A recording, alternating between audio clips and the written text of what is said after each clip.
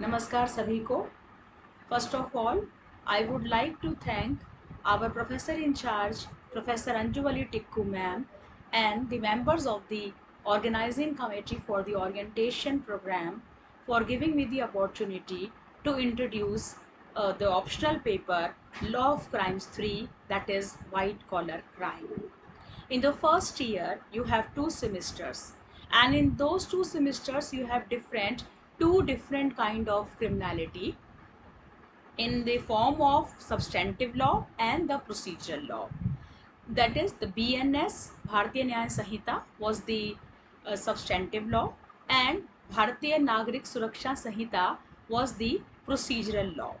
These type of offences which has been covered in Bharatiya Nyaya Sanhita are known as the traditional criminality. Why it is so? Because from these type of criminality has been existed in our society from the time immemorial. So we do not know from where, and all these type of offenses, basic offenses, were present in the society. All over the world we have laws to address this kind of criminality, and as you must be aware that even in the modern context we have the Indian Penal Code of 1860 for that purpose. So those crimes, for example, theft, robbery, arson, assault, criminal force, these kind of offenses has been treated as the traditional criminality. That is why Bharatiya Nyaya Sanhita is the general law of the land as far as criminal law is concerned. Now, what happens when society develops? The law should also develop. There are different kind of new crimes which has never been contemplated by the drafters of the Indian Penal Code, and that is why they did not find any place in the IPC. And now also in Bharatiya Nyaya Sanhita, all kind of specific offenses cannot be introduced because it is about the general law of the land. However, in the Bharatiya Nyaya Sanhita, we have seen that many amendments have been done in the Indian Penal Code to make this law as per the prevailing modern society. However, also all type of criminality cannot be covered under the Bharatiya Nyaya Sanhita.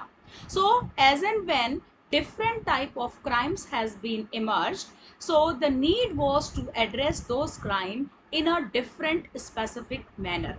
So when we have a peculiar kind of criminality, we have peculiar kind of legislation to address that criminality as well.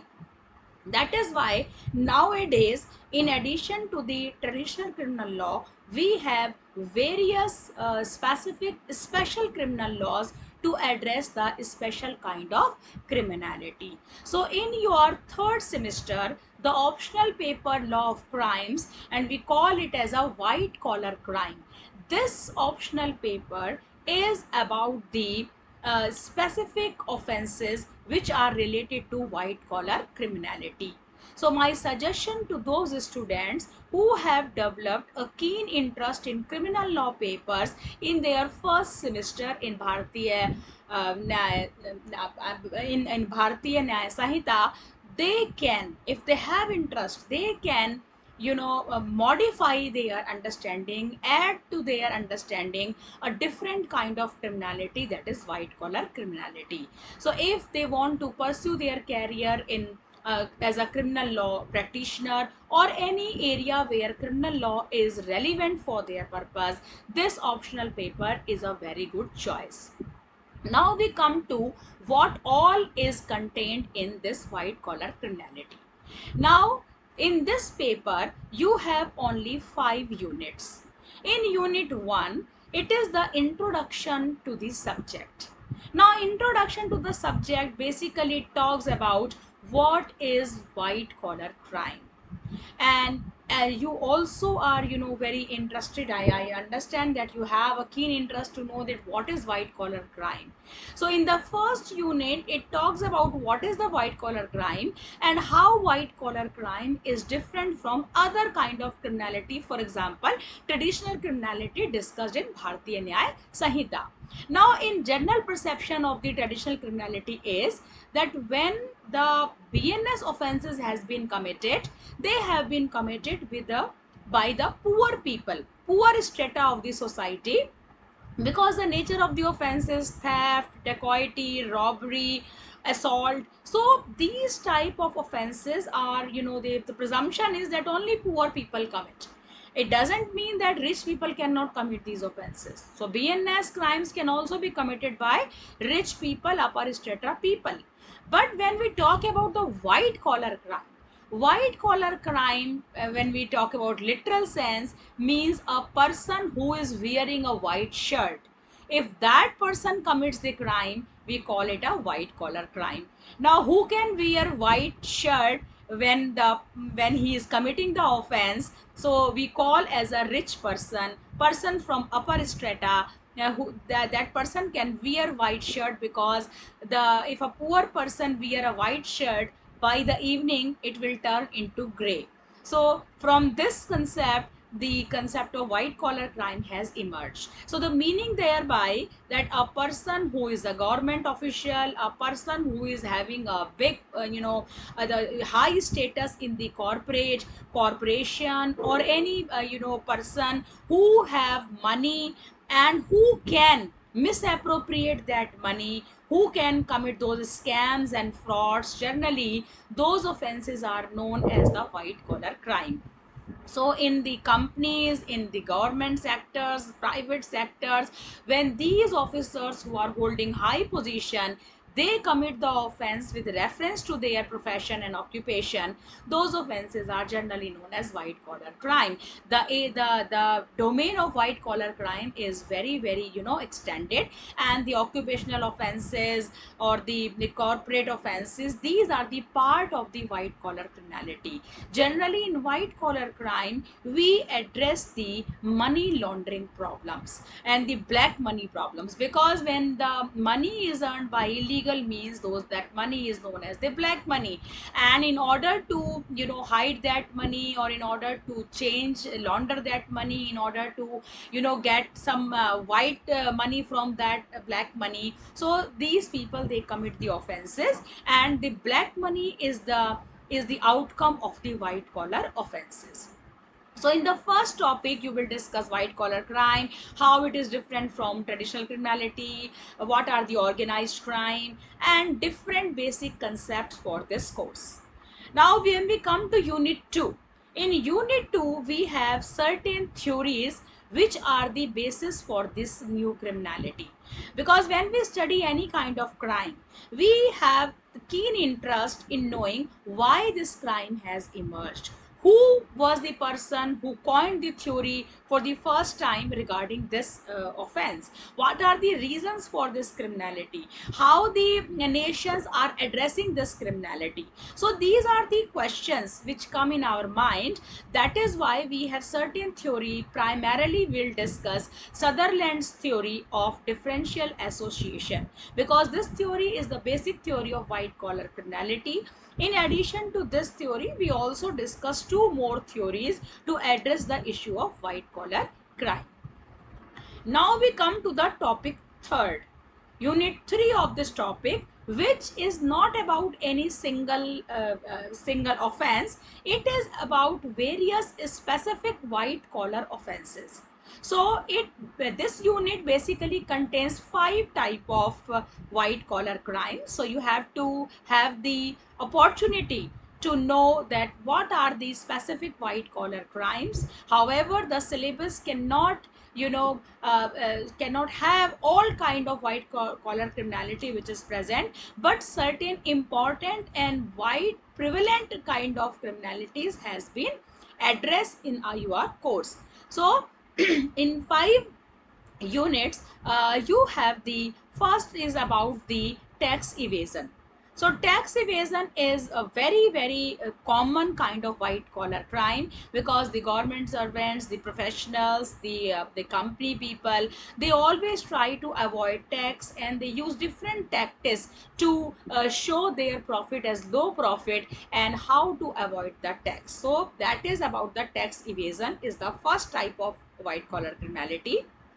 Second subtopic of your topic 3 is about the corporate fraud, because you know that in companies lot of profits are there, and company want to commit some kind of offenses to avoid the paying of tax or other kind of things they want to avoid. And also, not only the companies are committing the fraud, but the people who are holding high positions in the company, they also commit fraud with reference to the company and with reference to the shareholders. So two type of criminalities are there. So corporate fraud is the fraud which is related with the corporation. Another kind of criminality is misbranding and adulteration. As you know, food is consumed by everyone, and this is the area which is used by the white collar criminals for their high profit, and they mix the different kind of adulterants in food items, they misbrand their product, and by this they are earning huge profits. That is why misbranding and adulteration is another important emerging area of white collar criminality. This you will discuss as a subtopic third in unit 3. Fourth white collar criminality will be the health frauds. As you are aware that different kind of frauds has been committed in health sector. There are recently we have seen that there are the frauds in the Ayushman card of the and different other government schemes by people. The schemes are for the benefit of the poor people or the middle class people, but different people they commit crimes and they want to misappropriate those funds, and the insurance companies also, and health insurance companies and different other sectors, hospitals, they all involved in different kind of commission of the frauds. So in this subtopic you will discuss how the health frauds can be committed. And the last subtopic of this will be the education fraud.